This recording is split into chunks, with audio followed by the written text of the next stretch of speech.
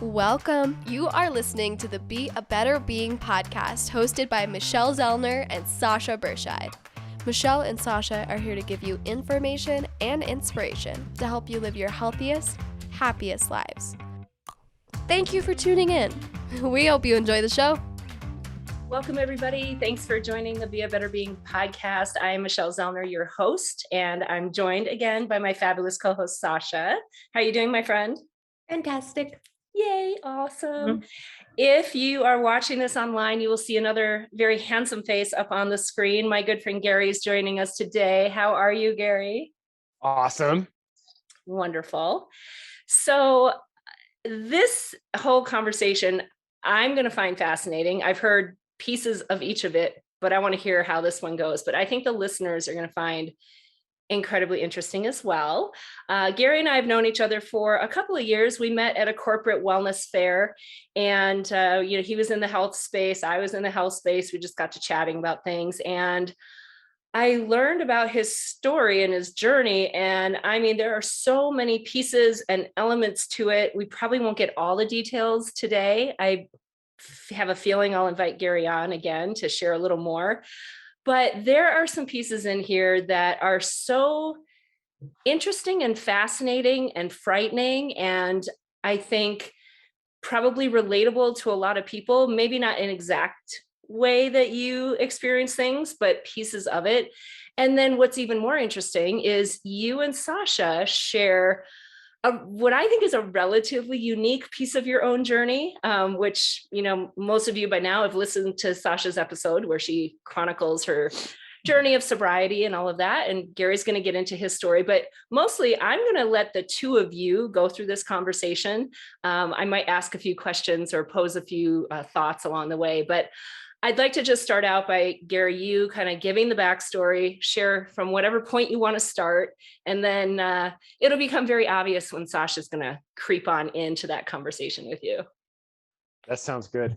Oh, an open beginning. Well, first off, thank you so much for having me. I'm so excited for you, and congratulations on the enormity of your success and then your new podcast. I'm so excited for you. So I will come back anytime you want. You just let me know. Definitely. Answer's always yes. So I'll give you a little background. I'm going to start in 2008 and just give it a short snippet. So I graduated college December of 2008.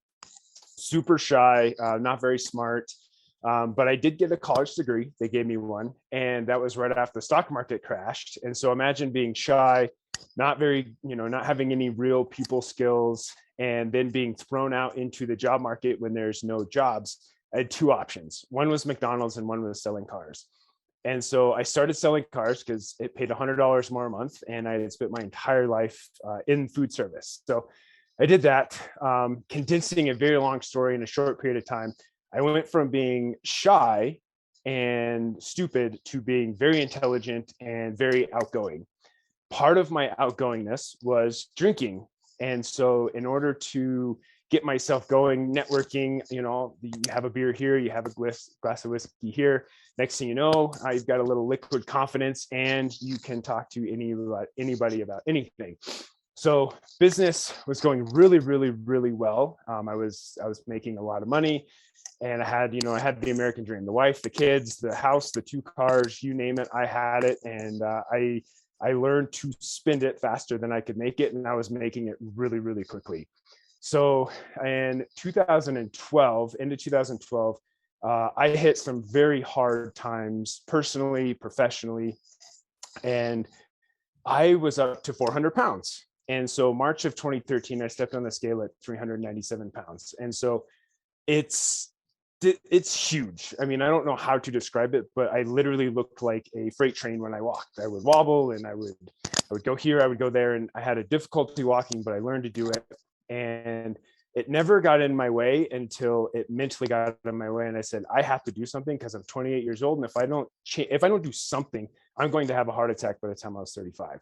So I did the most logical thing I could do. I took a walk around the block and I just never stopped moving forward.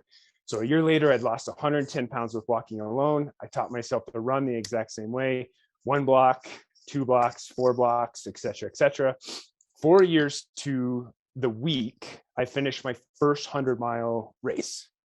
And so I lost 200 pounds, taught myself to run 100 miles in a relatively short period of time, 4 years, which was awesome, except no one told me about the mental recovery, if you will, that would have to come with losing an exceptional amount of weight and becoming a completely different person on the outside. Because if you can imagine losing 200 pounds and becoming an athlete on the outside, I had to do 5 times the amount of work on the inside.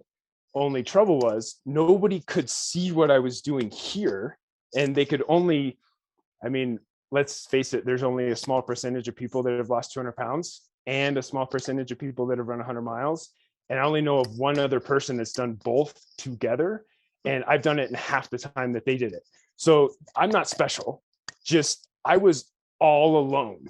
Literally nobody in the world knew what I had gone through, which is where my drinking problem really accelerated, because I was self-medicating with alcohol. I knew exactly how much Fireball whiskey it took me to drink and go to sleep, because I couldn't go to sleep without it. I had alienated anyone that ever loved me. I lived in an apartment all by myself. I had a twin size bed on the floor, no possessions whatsoever. I mean, literally, my life had completely fallen apart. So let me just chime in with a couple of questions, Gary. Yes. At any point, did you change your diet, or was this all weight loss through exercise? So great question. I started with portion control, and I went from portion control to modifying the types of food that I ate throughout time. I don't really know how to explain it, because I never followed a diet. I never took a pill. I never took a product. I literally had a 4-ounce salsa bowl, which is the size of my palm. And whatever went in my body had to go through that salsa bowl. So I want to be very clear. 4 ounces is not all of the food that I ate, but I ate 4 ounces at a time. And what I learned was I learned I don't really actually remember being hungry before I was 28 years old. I didn't even realize how much food I was consuming at one time period. I was probably, there was dinners where I would eat 10,000 calories, had no idea. I would eat 32-ounce milkshakes before I went to bed that were 1,500, 1,800 calories. No clue that I was even consuming that much food. So what it did was it brought mindfulness and awareness to how much food I was consuming and how much food I needed to actually, 1, feel satiated, 2, to feel full, and 3, that I didn't need or want that much food. So that was a quick answer, but portion control was first, mindfulness around food. And then I learned how to eat.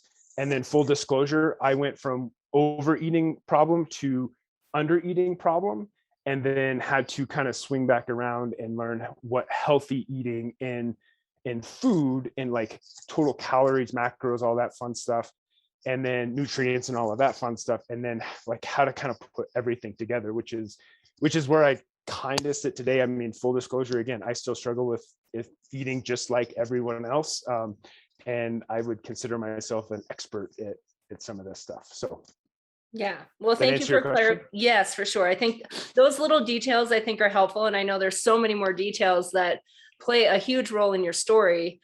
So now we are at the point where you've lost weight. You did your first 100-mile run and you realize that the alcohol is a real problem. Yes. So March of 2017 was when I finished my first 100-mile race. And it was March 2017 to July 2017 where my life, I mean, it acceleratedly fell apart. And I didn't get any of the attention that I expected. I thought, when I finished 100 miles, all these people like ESPN was going to pick up my story, and Trail Runner Magazine and Runner's World. And I thought all of this stuff was going to happen. I was like, this is going to be awesome. And then I realized nobody cared. Like actually nobody cared that I had done what I have done.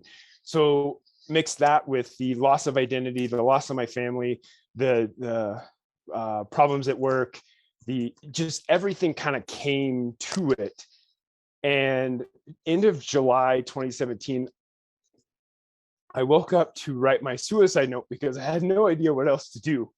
I saw no way out. I saw absolutely nothing.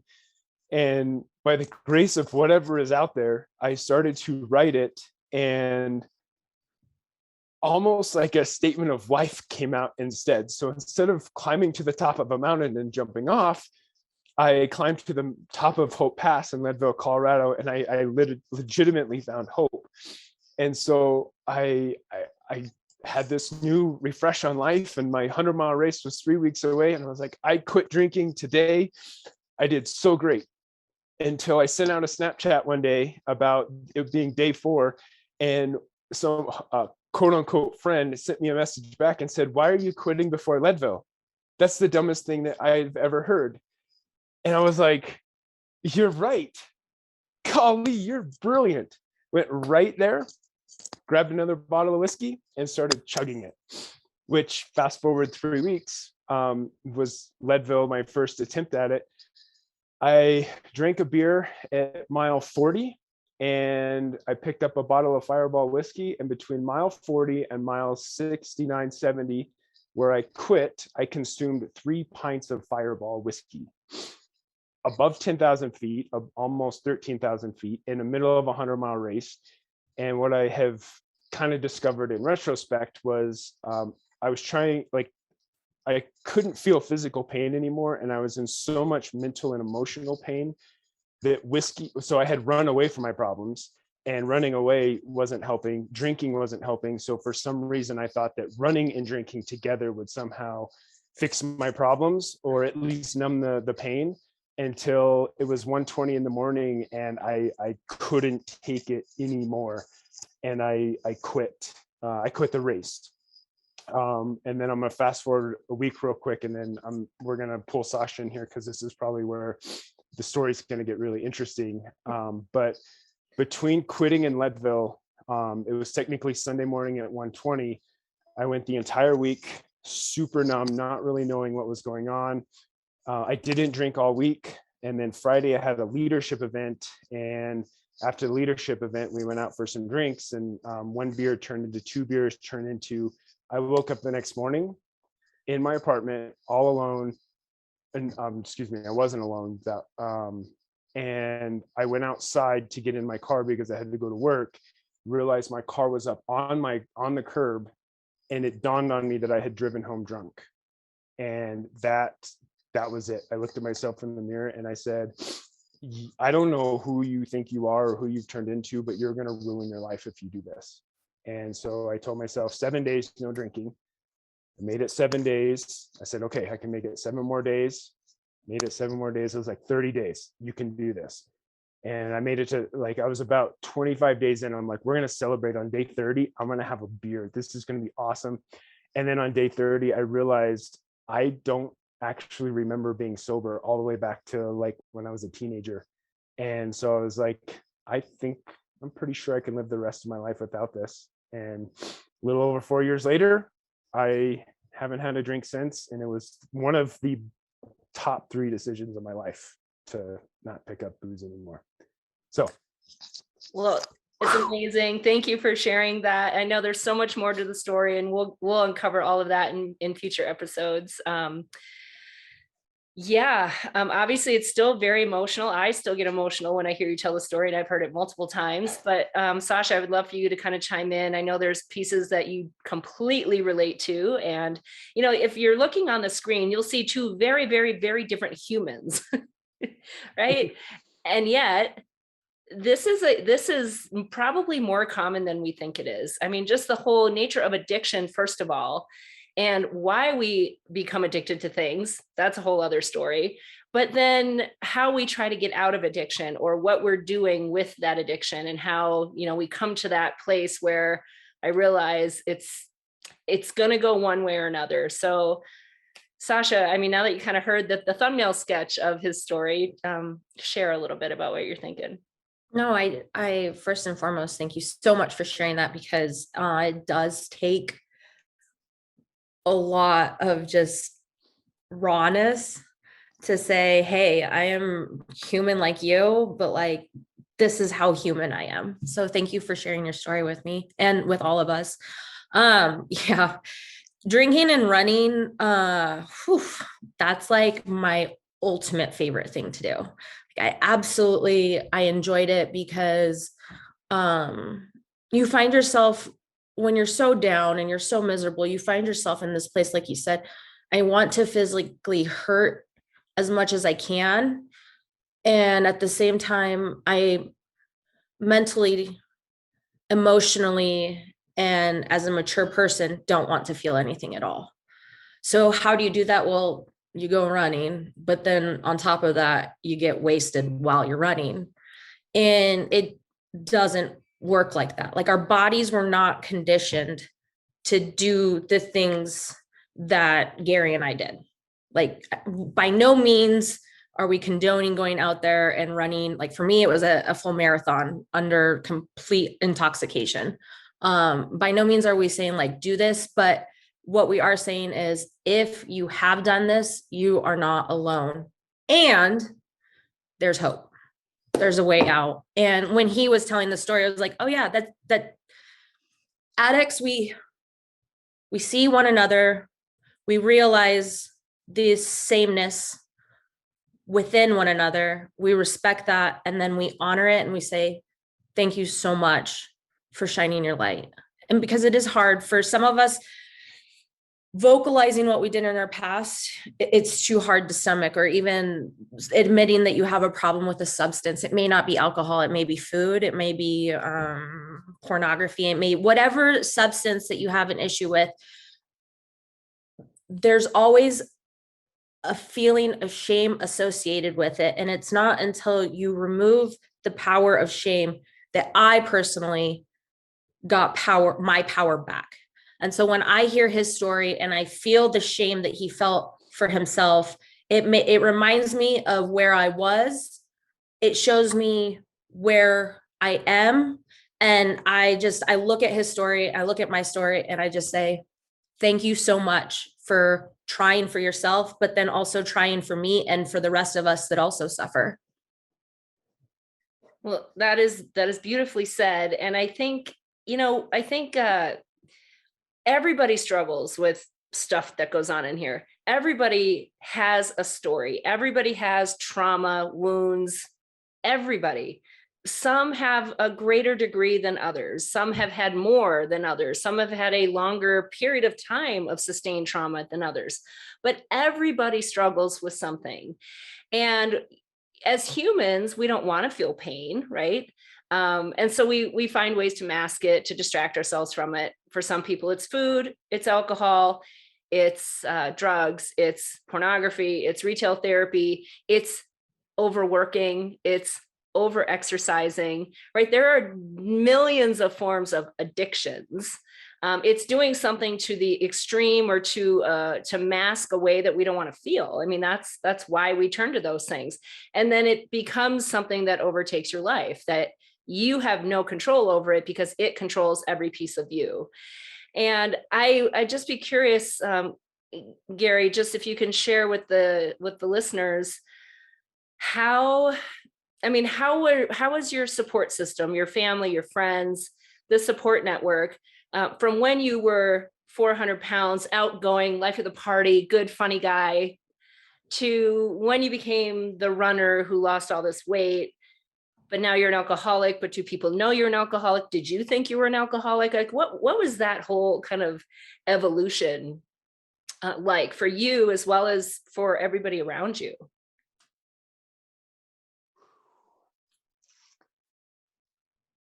If I lose it again, just bear with me. Oh, we cry on this show. You cry. We can cry. It's fine. Do it all. Humans do.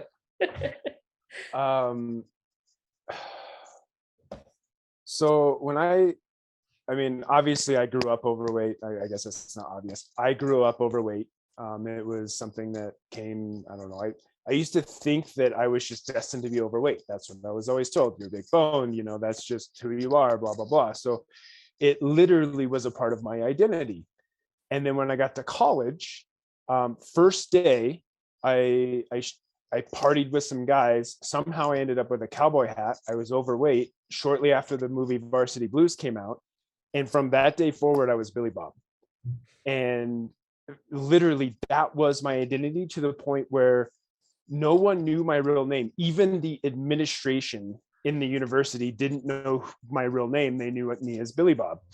And so it was so ingrained in who I was that when I lost weight, people didn't really understand. My wife and I went through my ex-wife now, went through some very difficult times because we lost weight together. And then we had grown apart. We started dating when we were 16. And then, early 30s, we had been together for so long that we just became two different people.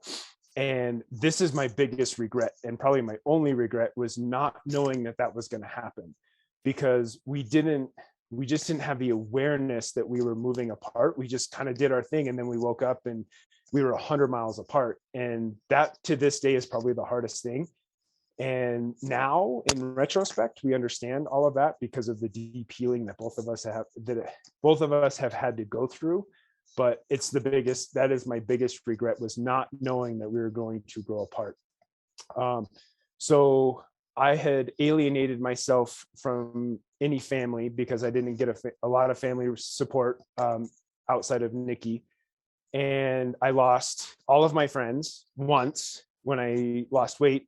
When I quit drinking, I lost all of my friends again, because, we drank and we ran together. And so I literally woke up at the end of 2017 and was completely and utterly alone. And I was struggling with who I was. People didn't see me as who I was. They thought of me as this person or this person. So January of 2018 is when I moved to Denver. And one of the reasons I did was because I had nothing else to lose. And I started to build a new support system, which was good. But it's also hard to find people that don't drink, and also hard to find people that eat like I eat, or that don't bring in a lot of those triggers, if you will. At this point, I don't consider them triggers, because I can go to a bar and drink seltzer water and not care. But at that point, it was still new enough that I had to learn all of these behaviors. I had to be able to learn to go to business events and eat a salad, because, as boring as it is, that was the best option. And so a lot of that stuff is still, to this day, hard, because there's not a lot of support. Because at this point, I only tell my story under certain circumstances, because I no longer identify with my story of being overweight and being an alcohol abuser. I'm just Gary. What you see is what you get. So I no longer identify with it, so I don't lead with it. And I kind of got lost track on that story. But because I don't lead with it now, when I do act funny or outside of social and cultural norms, now it invokes even more questions, because people, why aren't you drinking? Why are you eating a salad? Why are you doing this? Why are you doing that? And I just this is just me. Get over it. I'm different. It's okay. But it's not that people are mean. It's not that they're facetious. It's just that they just don't know. They have their norms. I have my norms. And unfortunately, our norms don't connect.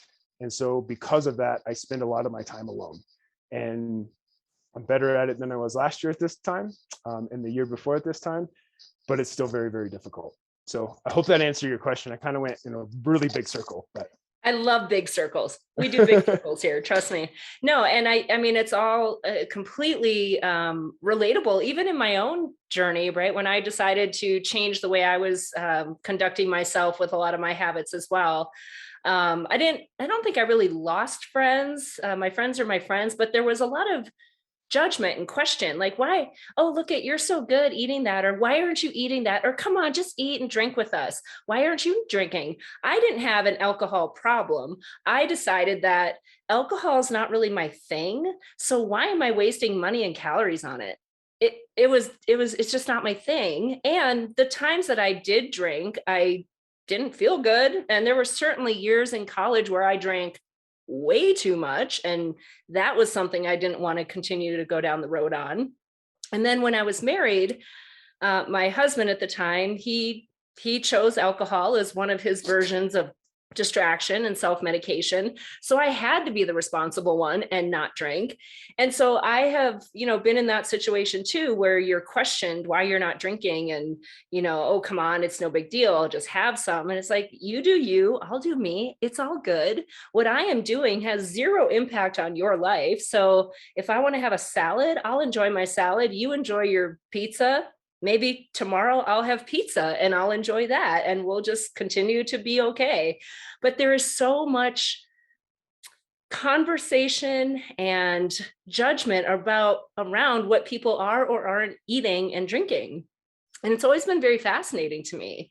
And I find, and this isn't always the case, but sometimes it makes the other person uncomfortable, right? It's uncomfortable when I don't drink because they're drinking.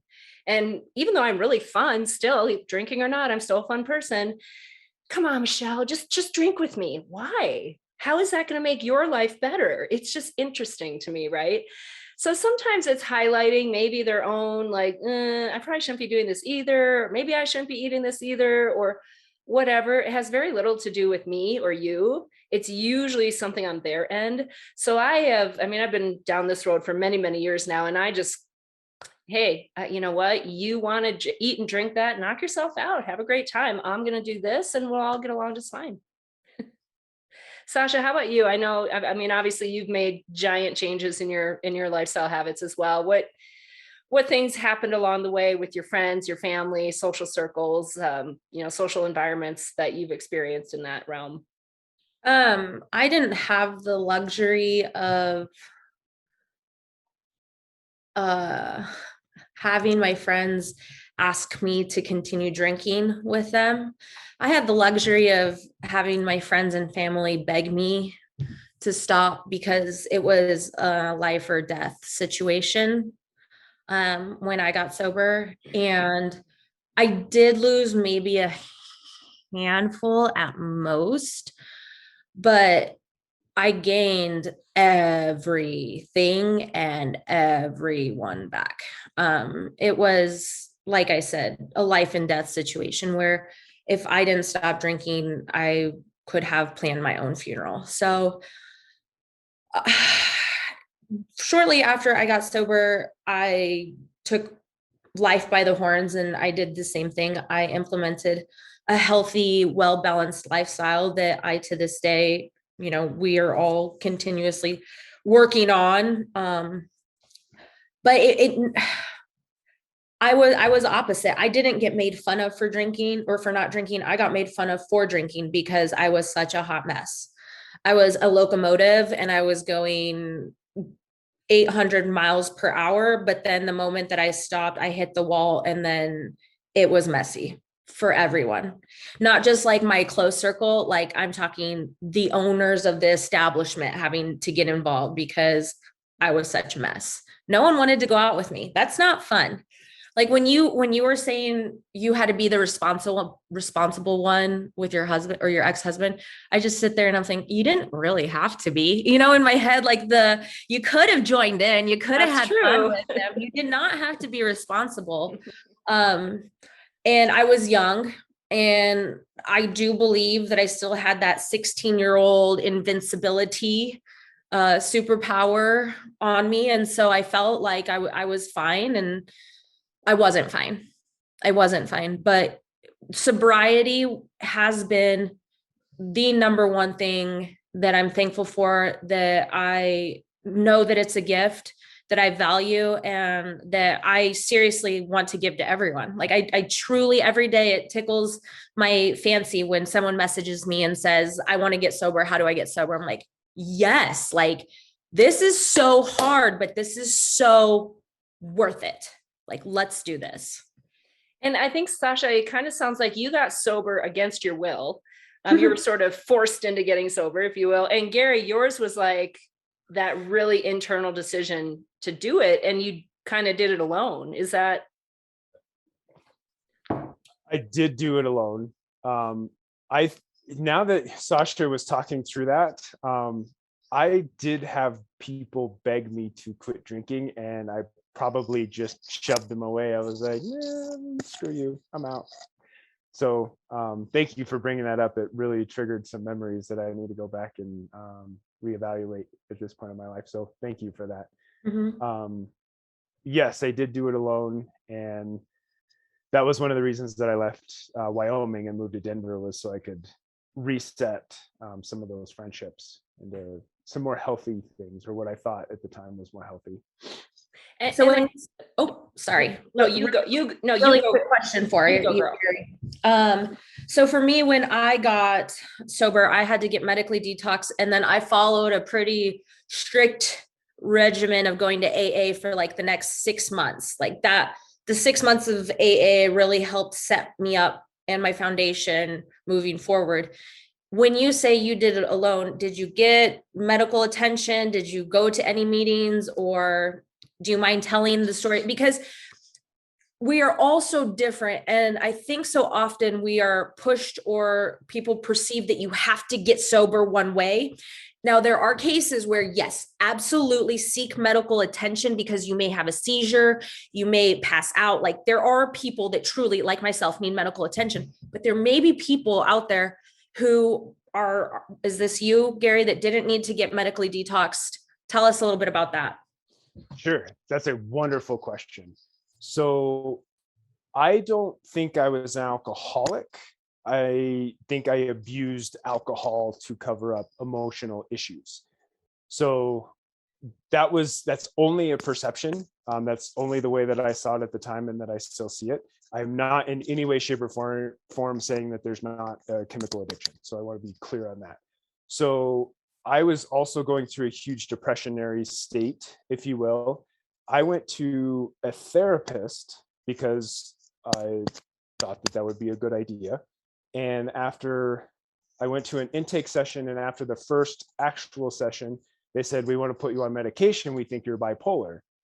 And I said, "Okay." And they said, "And you have to come see us twice a week." And I said, "Whoa, wait a minute. If the medication works, why do I have to come see you? If you think I have a chemical imbalance, why do I have to come see you?" Because I thought it was a logical question. And they said, "Well, you just have to do it this way." And I said, "Okay." So just because I'm me, I read anything and everything when there's a subject that I want to know more about. And so I literally studied bipolar, depression, anxiety, anything that I could get over the next 90 days. And I came up with so many different strategies, and I plucked out a strategy and I did it, and it either worked or it didn't. And so I just came up with this whole toolbox of strategies to overcome the anxiety and depression, that I was able to not use medication to overcome the depression part. Which gave me the idea that it wasn't a chemical imbalance, it was a mental imbalance. So that was my bigger problem. It wasn't the alcohol that I thought was a problem. The alcohol was how I was numbing the pain, or attempting to numb the pain. And so the alcohol part of it, I stopped drinking for 7 days, and then I said 14 days. And then on day 30, I woke up and I had a mental clarity.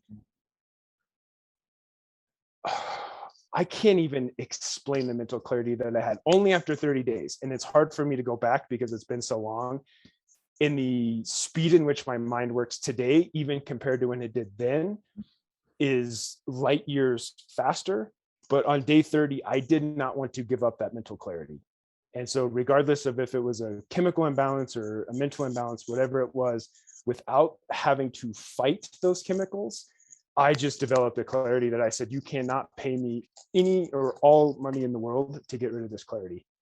And so for me, I went to the root of the problem, which was the actual depression, which was the identity issues, if you will, or the cognitive dissonance between who I thought I was and who I actually was. And by solving that, the alcohol just became, I was able to release that because I didn't have the underlying problem anymore. So does that make sense? Absolutely. And I think this is really important to call out. For me, I absolutely see myself as an alcoholic. I have alcoholic uncle, an uncle alcohol. Well, I should just say I have alcoholism in my family. Okay. That's how we'll put it. As far as me, I do believe it's genetic. There are people out there where you may find yourself in a situation becoming more dependent on alcohol than necessary. Both scenarios a person needs to step back and say, is this making me better or is this holding me back? And I think it's very beautiful that you came to a place where you said, maybe I am not an alcoholic. However, this coping mechanism that I have started to lean on is creating more turbulence in my life. Therefore, I must eliminate it. Unfortunately, most of our society, everything revolves around drinking. And then additionally, because that's the social norm is to drink. When a person says I'm not drinking, all of a sudden they're wrong. There's something wrong with that person. Like they have leprosy almost, you know? And for me, it was so easy, Gary, for me to say I'm an alcoholic. And then everyone's like, oh, okay, make sure she doesn't drink. So that's what I do at the bar, right? Everyone will be like, what are you drinking? I'm like, water. And they're like, boring. I'm like, alcoholic. They're like, oh, okay. But I think it's important for people to start to realize it's a choice and it's okay to not drink. It's actually healthier to not drink. And like what you said, I don't know, 10 minutes ago, you said, this is Gary, what you get is what you see. And that's exactly the same thing with sobriety. This is who we are. We are human. We have struggles. We're not leaning on crutches. And I think it's really an awesome perspective to give our listeners, hey, if you feel like you have a problem because you have been leaning on this too much, take Chad's 7-day challenge. Take Chad's 14-day challenge. See if you can make it to 30 days in hopes of providing yourself this mental clarity. And seeing then after 30 days, is it worth it to continue this lifestyle or not? And if it's not, kudos to you. Congratulations, you went 30 days without drinking. Or if you see what we see and find what we have found, keep going. There is no shame in sobriety. Very well said. And I want to speak to the people who maybe it's not even about sobriety, but they realize that I go out and I drink too much and I'm doing it because my friends are doing it. It's what we do, but I feel like crap. It destroys the rest of my day. Now I have the negative conversation going on in my head. I'm not as productive. I'm spending a boatload of money. And they realize that it is the catalyst to decline.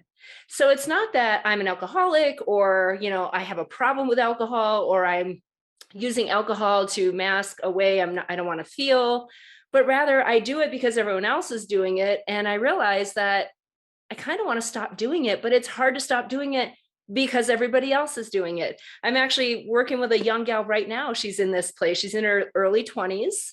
And that's what the crew does when they go out after work. They drink and she doesn't want to. And so we're trying to find ways to manage through those situations and, kind of helping her feel confident saying, I'm not drinking tonight. Cause it's hard to do it, especially when there's that pressure and now you're the weird one and, oh, come on, just have one. It's not that big of a deal.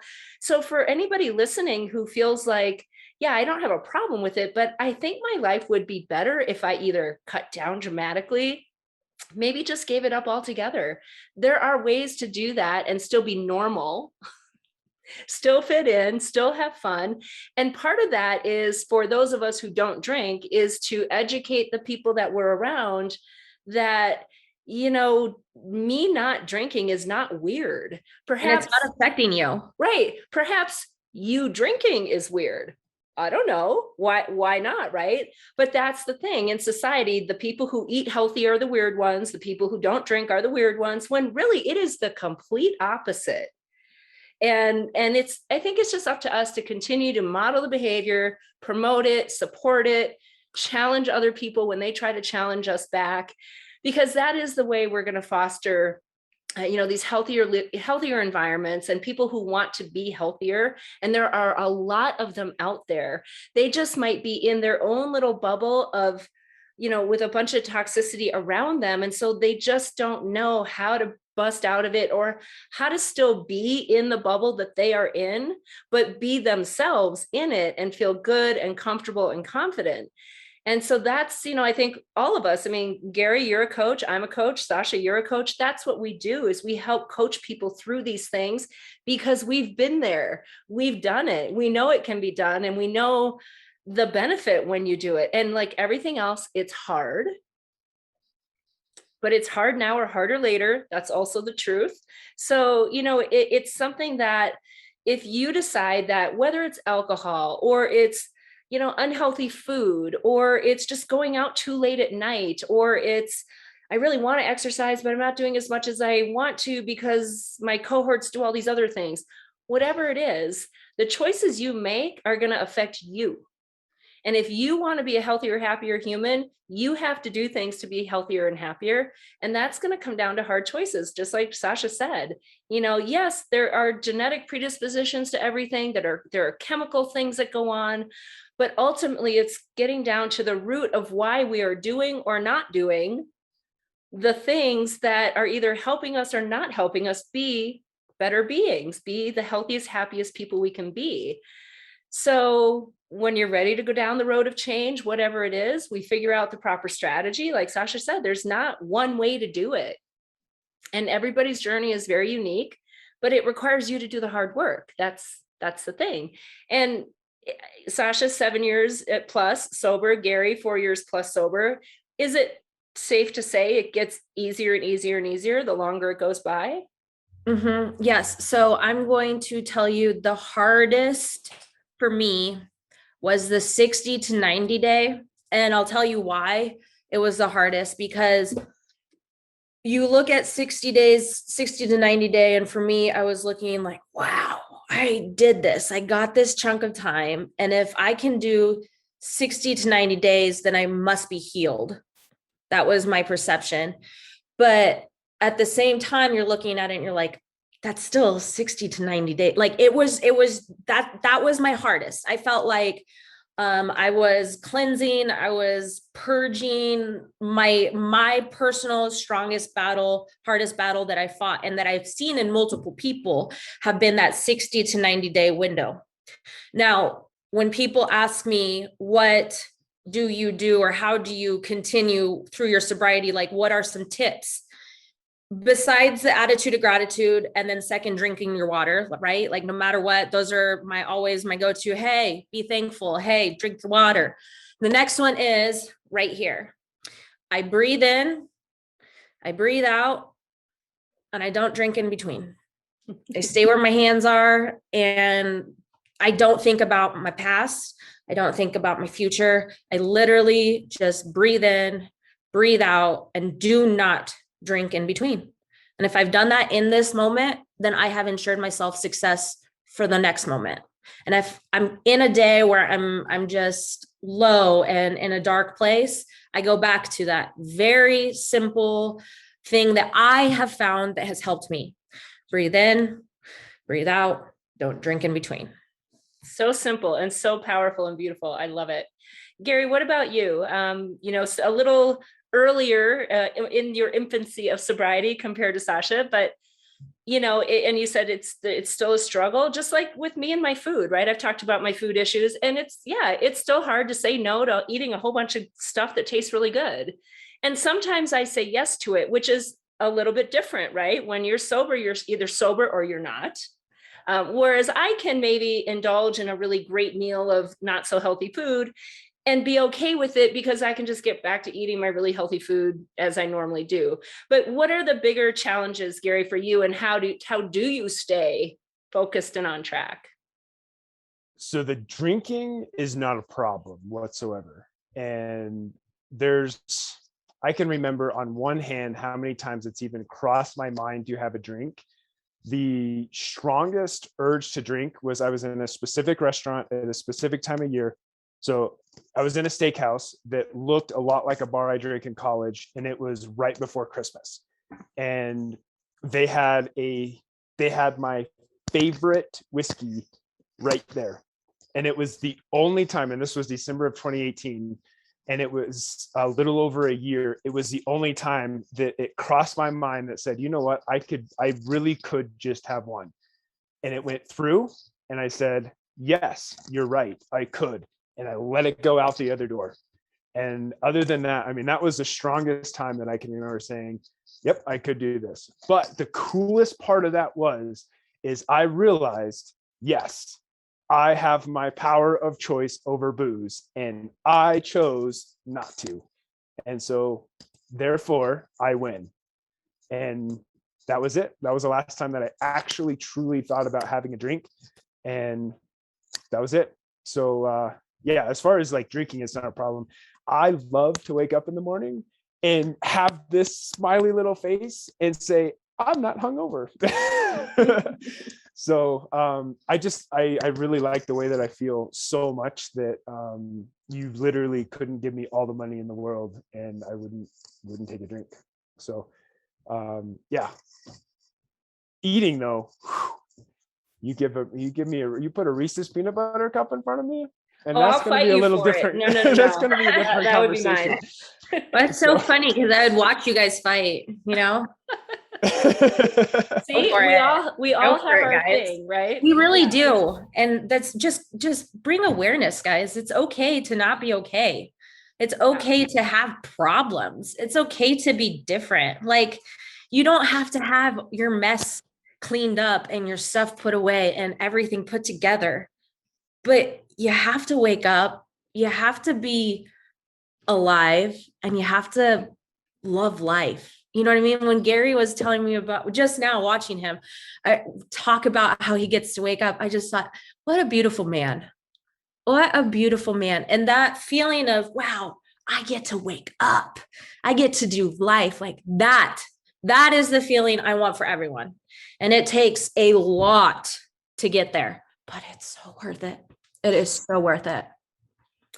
It is. And I mean, I know we could go on and on and on this conversation, but I think I want to leave on just a little note of, you know, you talked about the healing process, Gary, and I know Sasha, you've talked about it too. And I think that is the really important message to get. Whatever it is you're turning to, food, drugs, alcohol, excessive retail therapy, whatever, you need to figure out why you're using that Band-Aid and what wound you are trying to cover up with it. There's a reason. And until you heal, until you are vulnerable, you get to the root of your issues, you can put all the Band-Aids you want.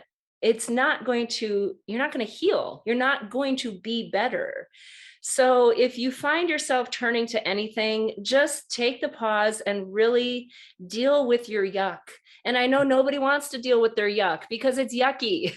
We all have yucky stuff, okay? That's why we share these conversations. We can't sit here and pretend like, oh, we're fine. I don't have any problems. Bullcrap. Of course you do, because you're human. So let's just stop the nonsense and pretend like we're okay.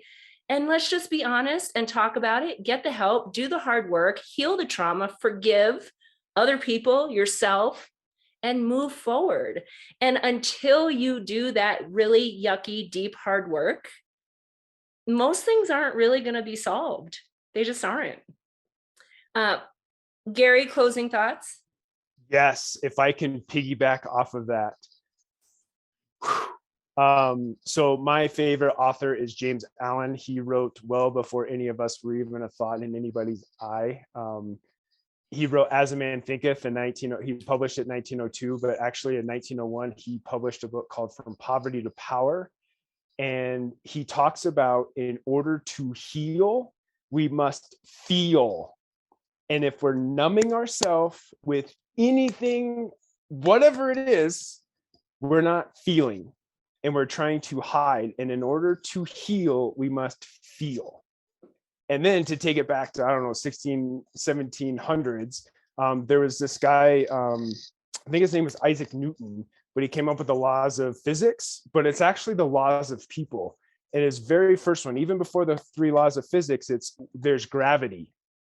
And the importance of that is gravity exists. Whether we can see it or not, we are all going to have challenges in our life. It is a part of it. If we stand up, the first thing that gravity wants to push us down. So accept it. You're not going to get around it. Accept that there's challenges, and just like, we're all coaches, so I think we can all get this, but it's like a squat. It takes courage to drop your butt. and it takes strength to lift yourself back up. But if you have the courage to face the challenge and the strength to push yourself back up, that creates power. And with forced repetition of squats, we have a powerful body. And if we do that same thing in our mind, we will have a powerful mind. So have the courage to drop your bum, the strength to lift yourself back up, and that will create your personal power from the inside. And don't try to, you're not going to cheat gravity. You can go to the moon, but it's still up there. Like, it's just opposite, right? I don't get the physics up there, but I'm here, so I'm gonna stay where my feet are. But yeah, just have the courage to face it, the strength to pick yourself up, and know you're gonna fall down every once in a while. It will create power from within. And there you go. Love it. Thank you, Sasha, my dear. Anything? Yeah, this is good stuff. That's all I got. I'm just so thankful to be here and be present. And Gary, you're amazing. You're a rad dude. And thank you so much for taking the time to be with us and share your story and being so vulnerable. So, and I'm telling you, this is like a tiny little scratch of Gary's story. So he will be back to share more pieces of it, because so much has happened since, day one of sobriety to fast forward to now. And we're going to tap into all of that, because I think, Gary, people would see somebody like you were 400 pounds, and when you're that, never, ever, ever imagine that you would be what you are today.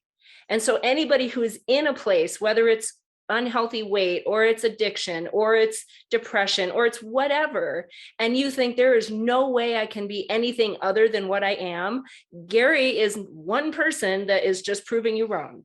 And that's why I wanted to have him on, and we're going to have him back because he's got so much more to tell. And the whole point of this podcast is to help you be a better being. So if there's any little piece of anybody's story that has resonated with you, you know how to get in touch with us. We're here to help, to guide, to motivate, to inspire. Ultimately, you have to do the work. And so that's what I'm going to encourage everybody to do, to go and do your hard work and be a better being. Thanks, everybody. Bye-bye. Thank you for listening to the Be a Better Being podcast. Michelle and Sasha hope that what you heard today inspires you to embrace this journey of life with an open mind, a kind heart, and a willingness to learn and evolve. If you enjoyed the content, please help spread their message by subscribing, sharing, and leaving a 5-star review. If you have a show topic idea or would like to be a guest, please visit betterbeings.net and fill out a contact form. Until next time, go and be a better being.